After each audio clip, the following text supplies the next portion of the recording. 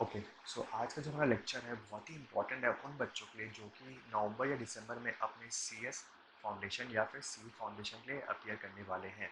So basically ये chapter सभी levels में अब आते हैं। जैसे कि मैं अगर बात करूँ सीएस एग्जीक्यूटिव की, सीए आईपीसी की, तो अगर कोई बच्चा आईपीसी या एग्जीक्यूटिव का है जो इस वीडियो को देख रहा है तो बहुत ही अच्छा ये बात है, क्योंकि हमारी जो लेक्चर सीरीज है इंडियन कॉन्ट्रैक्ट एक्ट की वो राइट फ्रॉम द स्क्रैच पढ़ाई जाएगी।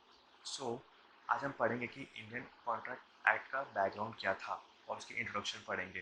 देखो, जब एक एक्ट बनता है उसकी 4 स्टेज होती है। पहली स्टेज होती है वो होती है लोकसभा में वो बिल प्रेजेंट होता है।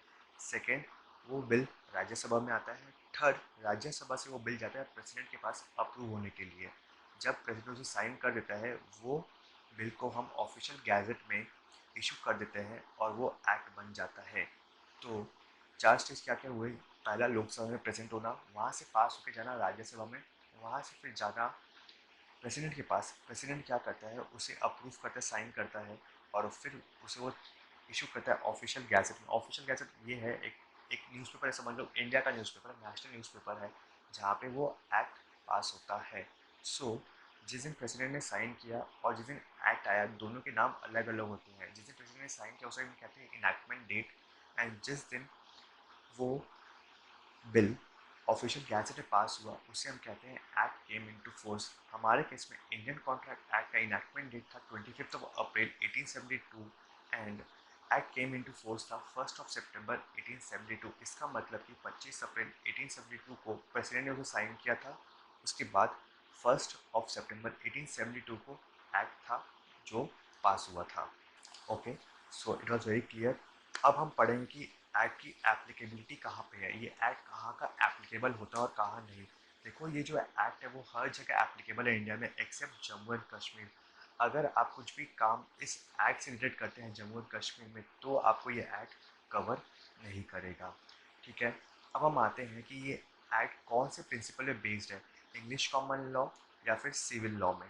देखो, सिविल लॉ और इंग्लिश कॉमन लॉ में सिर्फ इतना सा डिफरेंस है कि समझ लो, अगर कोई केस आया कोर्ट में, अगर जज को परेशानी हो रही है अपना फैसला सुनाने में, तो वो पुराने केस को रेफर कर सकता है, जिसे हम कहते हैं इंग्लिश कॉमन लॉ। और सिविल लॉ में क्या होता है, अगर कोई केस आया तो जज को फ्रेश एक फैसला सुनाना पड़ेगा, वो पुराने केस में रेफरेंस नहीं ले सकता।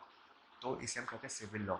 इंडियन कॉन्ट्रैक्ट एक ऐसा एक्ट है जो इंग्लिश कॉमन लॉ में बेस्ड है। इन केस ऐसा कोई काम होता है या फिर ऐसा कोई केस जज के पास जाता है जिसका फैसला जज आसानी से नहीं सुना पाता है, जिसका वर्डिक्ट जज नहीं दे पाता है, तो वो एक काम कर सकते हैं, वो पुराने केस लॉज में रेफर कर सकता है कि पुराने जब वो केस आए थे तब उस टाइम उस जज ने क्या फैसला सुनाया था, उससे वो इन्फ्लुएंस होके अभी अपना फैसला सुना सकता है।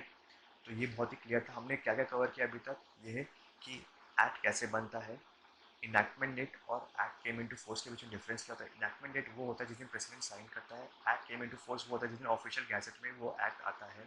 फिर इसके प्रिंसिपल्स, कौन सा प्रिंसिपल है बेस्ड है हमारा एक्ट, इंग्लिश कॉमन लॉ या फिर सिविल लॉ, जो कि हमारा जो एक्ट है वो इंग्लिश कॉमन लॉ में बेस्ड है। और इसकी एप्लीकेबिलिटी कहाँ पे है, ये पूरे इंडिया में एप्लीकेबल है एक्सेप्ट जम्मू एंड कश्मीर। अब ये होता है, देखो जब हम इंडियन कॉन्ट्रैक्ट पढ़ेंगे तो कॉन्ट्रैक्ट के बारे में बहुत कुछ पढ़ेंगे। तो अभी क्या, बस इतना जान के रखो, जब भी कोई कॉन्ट्रैक्ट बनता है तो उसमें दो तरह के राइट्स क्रिएट होते हैं दोनों पार्टीज के लिए। एक jus in rem and second है जस्ट इन पर्सोनेम। दोनों में डिफरेंस क्या है? जस्ट इन पर्सोनेम में क्या होता है, दोनों के बीच में जो कॉन्ट्रैक्ट हुआ है उसमें दोनों आपस में केस फाइल कर सकते हैं। अगर कुछ गड़बड़ी होती है कॉन्ट्रैक्ट में, उसमें कोई भी थिंग या फिर कोई भी आर्टिकल इन्वॉल्व नहीं होता। और जस्ट इन रेम में क्या होता है, दोनों के बीच में अगर कोई डिस्प्यूट चल रहा है तो दोनों आपस में तो केस कर ही सकते हैं, प्लस अगर कोई आर्टिकल इन्वॉल्व है तो वो उसको लेके भी केस कर सकते हैं। ये बहुत ही क्लियर हो गया हमारा ये कॉन्सेप्ट। अब हम पढ़ेंगे कि अगर ऐसा कोई केस है जो कि 1872 के पहले आया है तो क्या उसे ये एक्ट गवर्न करेगा? नहीं, बिल्कुल नहीं। कोई भी एक्ट जो 1872 के पहले आया है उसे ये एक्ट गवर्न नहीं करेगा। एंड लास्टली आज का जो पॉइंट है वो है कि हमारा जो इंडियन कॉन्ट्रैक्ट एक्ट है वो कब और कहाँ पास हुआ था। कब हमें पता चल गया कि 21 सितंबर को वो पास हुआ था और 25 अप्रैल को उसे प्रेसिडेंट का सिग्नेचर मिला था, अप्रूव मिला था। अब कहाँ कहाँ पास हुआ था? बहुत बच्चे इसका आंसर देंगे ब्रिटिश पार्लियामेंट, क्योंकि वो सोचते हैं कि इंडिपेंडेंस के पहले तो हमारे इंडिया में ब्रिटिश का राज था, इसलिए इसका आंसर होना चाहिए ब्रिटिश पार्लियामेंट। नहीं, वो बहुत पूरे गलत है। क्यों? क्योंकि देखो, जब इंडिपेंडेंस के पहले जब ब्रिटिश का राज था, तो जो पार्लियामेंट वो काम कर रहे थे, वो पार्लियामेंट तो इंडियन पार्लियामेंट था ना। तो इसलिए जो ये एक्ट पास हुआ वो इंडियन पार्लियामेंट में पास हुआ।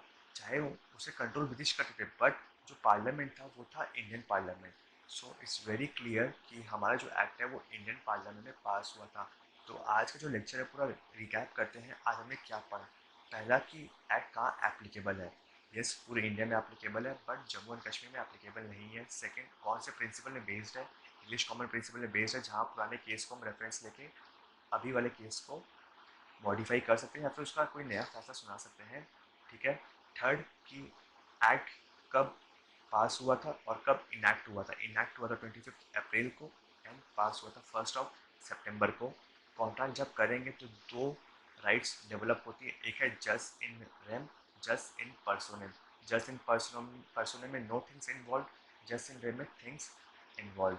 अगर कोई एक्ट एक 1 सितंबर के पहले आया है, या फिर मतलब आई मीन कोई भी केस 1 सितंबर के पहले आया है, तो उसे ये एक्ट गवर्न नहीं करेगा। और ये एक्ट पूरे इंडिया को अप्लाई होता है, जम्मू कश्मीर को अप्लाई नहीं होता। ये मैंने बहुत पहले कह चुका था। अब हम पढ़ेंगे इसका जो थ्योरी नोट्स है, जो कि आपको एज इट इज एग्जाम में लिखने हैं अगर एक या दो मार्क्स का क्वेश्चन आता है तो। So let's read the theory portion now. Okay, so here starting the theory portion. See, आपके स्क्रीन में मेरे नोट्स ओपन हो चुके होंगे। अगर नहीं हुए तो देखिए अभी ओपन हो गए होंगे। देखो इसमें क्या लिखा हुआ है, the act applies to whole of India except Jammu and Kashmir. हमने ये पढ़ चुका है। It receive President's assent on 25th of April 1872 and it came into force on 1st of September 1872. What is it? This act is based upon English common law, that is it refers to old case laws and not on civil law. Okay. Next हमने पढ़ा the act was passed by Indian Parliament. Any contract entered before 1st September shall not be governed by Indian Contract Act. Next था must remember, जो point है हमारा, जो कि मैंने कहा कि आगे वाले लेक्चर्स में हम कंप्लीट करेंगे। अभी बस अब याद करके रखो कि ये होता क्या, इसका मतलब क्या है। Law of contract creates jus in personam instead of jus in rem. Jus in personam applies only when there is no involvement of things और articles. Jus in rem applies when there is involvement of thing और articles. So it was very simple. I hope जब आप next lecture लिखेंगे तो इस lecture को revise करके रखेंगे और मेक श्योर कि आप नोट्स प्रिपेयर करते रहें। अगर आपको नोट्स चाहिए तो you can ping me in my number, the number is given in the description box. So thank you for watching the video. Keep learning, keep watching, and don't forget that smart work is the key to success. Thank you.